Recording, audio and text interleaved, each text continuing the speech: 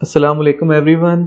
उम्मीद है आप सब लोग खैरियत से होंगे। आज हम बात करेंगे सी प्लस प्लस के बेसिक की, बिल्कुल बेसिक कि उसका स्ट्रक्चर कैसा होता है। अगर आपने अभी ही प्रोग्रामिंग शुरू की है तो ये वीडियो आपके लिए ही बनी है बिल्कुल, तो इसको कंप्लीट तक देखें। उम्मीद है आपको इससे काफ़ी ज़्यादा इंफॉर्मेशन मिलेगी। तो स्टार्ट करते हैं।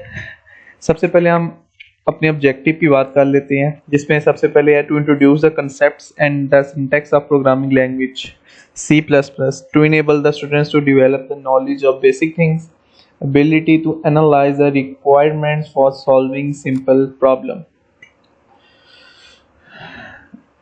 जैसा कि आप देख सकते हैं ये कोर्स कंटेंट है हमारा बेसिक स्ट्रक्चर ऑफ C++, जो आज हम पढ़ेंगे और आगे आने वाली वीडियोस में इंशाल्लाह पढ़ेंगे हम input output statements, operators, variables, if and else, for loop, functions, array, structures and pointers. ये हमारी बिल्कुल बेसिक कंसेप्ट है जिस ट्यूटोरियल बनाया है, जो आप ज़रूर सब लोग देखें। जो बिगनर्स हैं आपको काफ़ी हेल्प होगी इससे। अच्छा, आप इसमें देख सकते हैं कि ये एक सिंपल लेआउट है सिंपल C++ प्रोग्रामिंग का, जिसमें आप देख सकते हैं इसमें हेडर है hashtag include iostream using namespace std। उसके बाद मेन फंक्शन है इंट मेन ब्रैकेट्स, उसके बाद ब्रेसेस हैं, उसके बाद ये पूरी बॉडी है ये वाली, और आखिर में रिटर्न 0 है और फिर ब्रैकेट्स क्लोज हैं। अच्छा, हमने देखा है यहाँ पे लिखा हुआ है हेडिंग में हैशटैग इंक्लूड आईओस्ट्रीम। इसका क्या मतलब है, लिखने का क्या पर्पस है इसका लिखने का इसके अंदर? Firstly, not a program statement, ये कोई प्रोग्राम स्टेटमेंट नहीं है। It's part of functioning body, does not need semicolon to end this.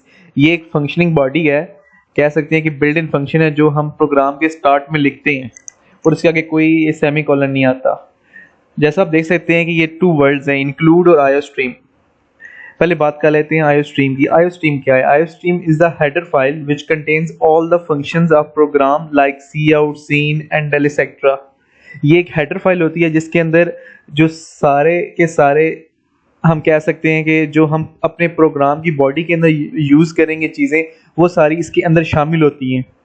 फर्ज करें अगर आप कोई चीज़ दिखाना चाहते हैं अपनी स्क्रीन पे, तो आप सी आउट का यूज़ करते हैं, cout, cin, endl etcetera वगैरह करके। ये इन सारे ये हेडर्स हैं इसके।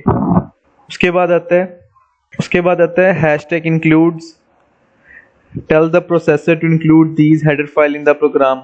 अब आईओस्ट्रीम में तो ये सारे हेडर फाइल्स आ जाते हैं cout, cin, endl etcetera करके, लेकिन इनको आगे प्रोग्राम में अलाउ करने के लिए किसका हम यूज़ करते हैं? हम हैशटैग इंक्लूड का यूज़ करते हैं। वो क्या करता है, वो प्रोसेसर्स को बता देता है कि हम इसमें एक हेडर फाइल इंक्लूड कर रहे हैं आईओस्ट्रीम के नाम से।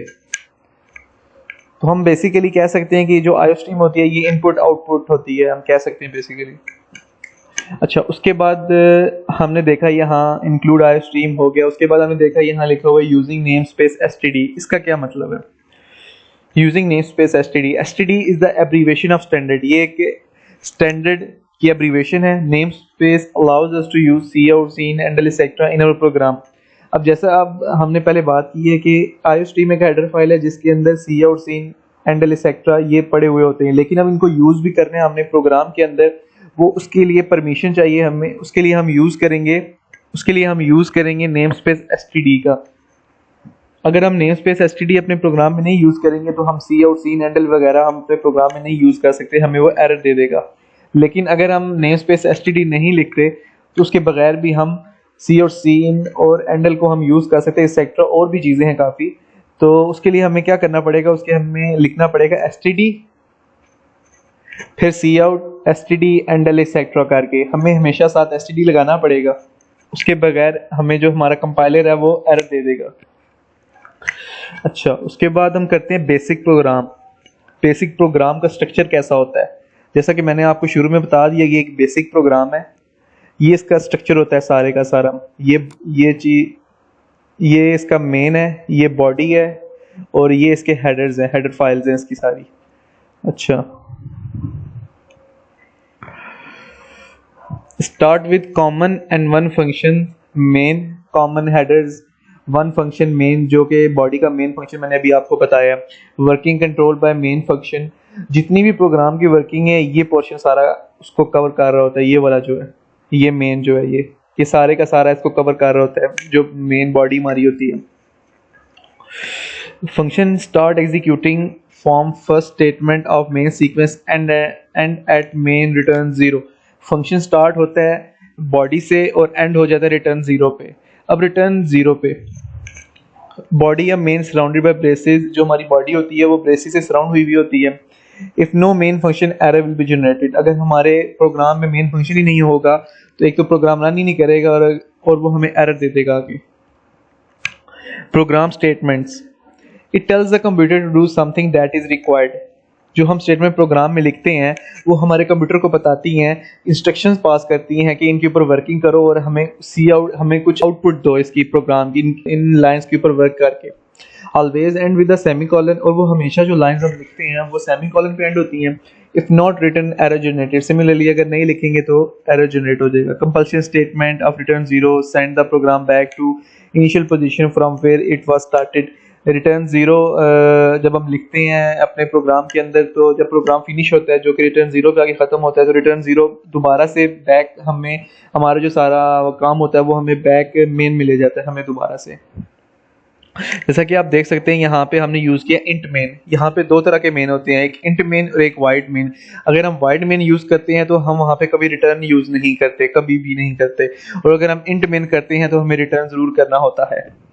अच्छा, उसके बाद आते हैं कमेंट्स इन C++, जो कि बहुत ज़रूरी हैं। दो तरह के कमेंट्स होते हैं, single line comments and multi line comments. फर्ज करें अगर हम कोई बड़ा प्रोग्राम लिख रहे हैं जिसके में वर्ड्स हैं 10,000 20,000 वर्ड्स हैं। अब उस प्रोग्राम को अगर आप दोबारा एक दफ़ा लिख लिया आपने प्रोग्राम और 1-2 महीने के बाद अगर आपने दोबारा उसको रीड करने की कोशिश की तो आप उसको रीड नहीं कर पाओगे। क्यों? क्योंकि वो इतना लेंथी होगा वो, और उसको समझने में भी काफ़ी मुश्किल होगी आपको। लेकिन अगर आपने उसमें कमेंटिंग की हुई है, हर लाइन को डिस्क्राइब किया गया है कि ये लाइन ये कर रही है, ये लाइन ये कर रही है, तो फिर आपको उसमें कोई मुश्किल नहीं होगी। तो इस तरह आप कमेंटिंग इन C++ कर सकते हैं। अच्छा, आगे हम कोड को किस वे में लिख सकते हैं? हमारे पास 2 वेज हैं लिखने के। एक तो है हम कॉन्टिन्यूस लाइन में लिख सकते हैं बगैर सेकंड लाइन में आए हुए। तो दूसरा जो वे है लिखने का वो ये है कि हम उसको सेकंड लाइन में वगैरह करके लिखें, कॉन्टिन्यूस ना लिखें, जो कि एक अच्छा वे है लिखने का। इस तरह आपको इजीली समझ आ रही है कि इसमें क्या हो रहा है प्रोग्राम में, और इसमें काफ़ी कन्फ्यूजन है कि कहाँ से कहाँ प्रोग्राम जा रहा है। अच्छा, उसके बाद आती हैं प्रॉब्लम सॉल्विंग टेक्निक्स। सबसे पहली है व्हाट इज अननोन, कि हमारे पास अननोन क्या है। हम कह सकते हैं कि व्हाट इज रिक्वायर्ड, हमें क्या चाहिए। फिर आता है what is the data, what are the data, कि हमारे पास डाटा क्या क्या है, हमारी जो हमें स्टेटमेंट्स गिवन है, जो प्रोग्राम गिवन है बनाने के लिए, उसमें हमारे पास गिवन क्या है, इनपुट्स क्या है वगैरह वगैरह। What is given sector. What is the condition, कि उस प्रोग्राम की कंडीशन क्या है, मतलब कि हम कह सकते हैं उसकी लॉजिक क्या प्रोग्राम की, कि वो किस बेस पे वो प्रोग्राम काम करेगा। By what condition the unknown is linked to the data. अच्छा, उसके बाद एक एग्जांपल है, calculate and print the average grade of 3 test for the entire class. अब ये एग्जांपल है, इसमें देखें, इसमें कहा गया कि हमने एवरेज निकालनी है एक एंटायर क्लास की। फर्स्ट करें 30 स्टूडेंट्स की एक क्लास है और 3 सब्जेक्ट है उनके, और तीनों सब्जेक्ट्स का रिजल्ट आउट हो चुका है। लेकिन अब हमने हर स्टूडेंट की एक एवरेज निकालनी है उन 3 सब्जेक्ट के ऊपर बेस पे। अब हम देख सकते हैं कि हमारे पास नोन क्या है। हमारे पास नोन है 3 टेस्ट, और हमारे पास अननोन क्या है, जो कि अननोन बेसिकली हम कह सकते हैं जो हमें फाइंड करना है, आउटपुट हमारी क्या होगी, वो है हमारे पास एवरेज ग्रेड। हमारा एवरेज ग्रेड क्या होगा और हमारा प्रोसेस क्या होगा वो हम आप देखते हैं। इनपुट क्या होगी, 3 test scores for each student, जो कि मैंने अभी बताया आपको। उसके बाद output average of 3 test for each student, जो आउटपुट होगी वो हम एवरेज लेंगे, जो हमारे पास रिजल्ट शो होगा आखिर में वो हमारे पास आउटपुट होगी। अच्छा, इसमें प्रोसेस क्या होगा, गेट 3 स्कोर्स, आप तीनों स्कोर्स को लिखें, ऐड देम टुगेदर, और फिर ऐड करें, फिर डिवाइड करें 3 से। क्यों? क्योंकि एवरेज निकालने के लिए हमें जितने टोटल सब्जेक्ट्स हैं उतने से ही डिवाइड करना पड़ेगा। प्रिंट द एवरेज, हम सी आउट करेंगे एवरेज को, और repeat step 1 to 4 for next student. अच्छा, यहाँ लिखा है repeat step 1 to 4 for next student, इसका क्या मतलब है? यहाँ गौर करें, यहाँ लिखा हुआ है एंटायर क्लास, मतलब कि क्लास में 30 स्टूडेंट है तो हमें 30 के 30 स्टूडेंट्स के निकालने पड़ेंगे एवरेज। तो हम जो एक स्टूडेंट की एवरेज के लिए प्रोसेस करेंगे वही हमें दोबारा हर स्टूडेंट के लिए करना पड़ेगा जब तक स्टूडेंट खत्म नहीं हो जाए। Stop if there are no more students. Hope you like my video. If you does not get it, you have got a problem, then you can email me, comment me. अगर आपको मेरी video अच्छी लगी है और आपको इससे फायदा हुआ है तो आप मेरे चैनल को सब्सक्राइब कर सकते हैं। और जैसे मैंने आपको शुरू में बताया कि मैं पूरा ट्यूटोरियल दूंगा जो बेसिक C++ है, उसके बाद इंशाल्लाह ऊप पे में हम आएंगे। मिलते हैं इंशाल्लाह अगली वीडियो में। अल्लाह हाफिज़।